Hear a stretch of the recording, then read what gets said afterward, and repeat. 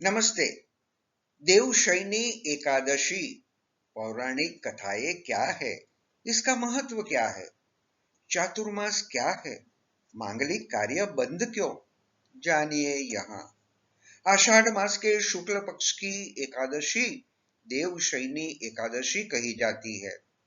सूर्य के मिथुन राशि में आने पर ये एकादशी आती है। इस दिन से भगवान श्री हरि विष्णु क्षीर सागर में शयन करते हैं और फिर लगभग 4 माह बाद तुला राशि में सूर्य के जाने पर जिस दिन भगवान जागते हैं वह दिन देवोत्थानी एकादशी कही जाती है। भगवान विष्णु 4 महीने तक क्षीर सागर में योग निद्रा में रहते हैं।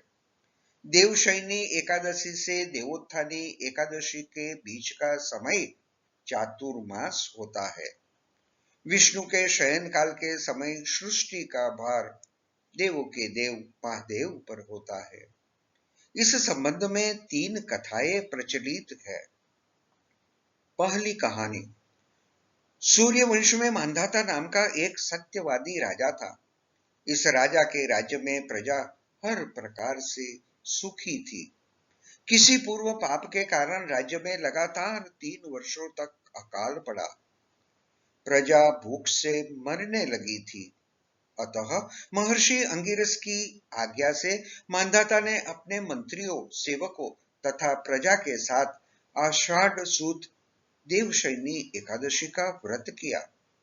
व्रत के प्रभाव से मूसलाधार बारिश हुई, सूखा दूर हो गया, धरती हरी भरी हो गई और लोग खुशी से नाचने लगे। दूसरी कहानी। इस एकादशी के दिन ही भगवान विष्णु ने राक्षस शंखासुर का वध किया था। इसके बाद भगवान आराम करने के लिए 4 महीने तक क्षीर सागर में सोने चले गए थे। तीसरी कहानी।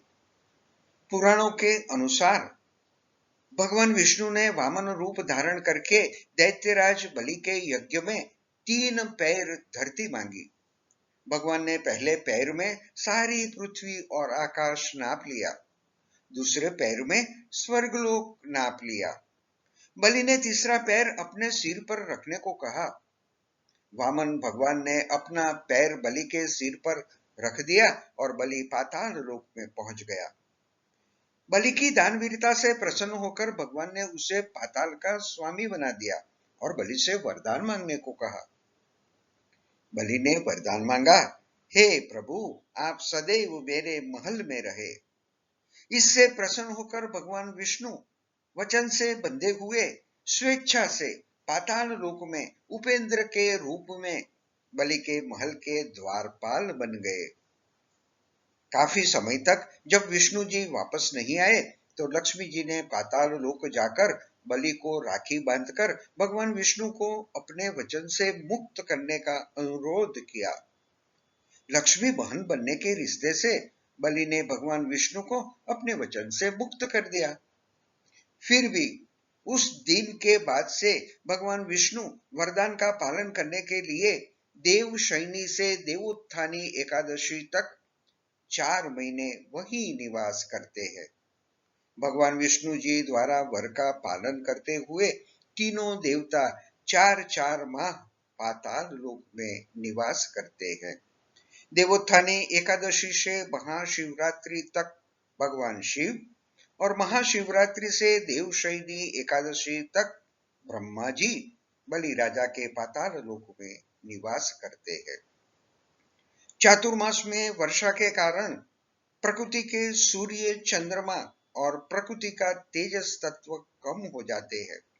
इसलिए कहा जाता है कि देव शयन हो गया है। वर्षा ऋतु में जल की बहुलता और कम धूप के कारण विविध प्रकार के कीटाणु अर्थात सूक्ष्म रोग जंतु उत्पन्न होते हैं। इसीलिए बीमारी की संभावना बढ़ जाती है। इस समय में पित्त अग्नि की गति शांत हो जाने से शारीरिक शक्ति कमजोर हो जाती है। चातुर्मास के दौरान कई लोग उपवास करते हैं और केवल एक समय भोजन करते हैं। जैसे ही भगवान विष्णु 4 महीने के लिए योग निद्रा में होते हैं, सभी शुभ शक्तियों के कमजोर होने पर किए गए कार्यों के परिणाम भी शुभ नहीं होते। इसलिए इन 4 महीनों के दौरान विवाह, उपनयन, वास्तु आदि शुभ और मांगलिक कार्य नहीं किए जाते हैं। पूजा पाठ, अनुष्ठान, गृह प्रवेश, ऑटोमोबाइल और आभूषणों की खरीदारी की जा सकती है। देवोत्थानी एकादशी के दिन भगवान विष्णु योग निद्रा से जागते हैं, जिसके बाद देवता सक्रिय हो जाते हैं और शुभ कार्य शुरू हो जाते हैं। मान्यता है कि देवशयनी एकादशी का व्रत करने से सभी मनोकामनाएं पूर्ण होती हैं और दुर्घटना के योग टल जाते हैं। इस दिन उपवास करने से पापों से मुक्ति मिलती है। इस एकादशी को सौभाग्य की एकादशी के नाम से भी जाना जाता है। इस दिन पूरे मन और नियम से पूजा करने से महिलाओं को मोक्ष की प्राप्ति होती है। देवशयनी एकादशी की शुभकामनाएं। धन्यवाद।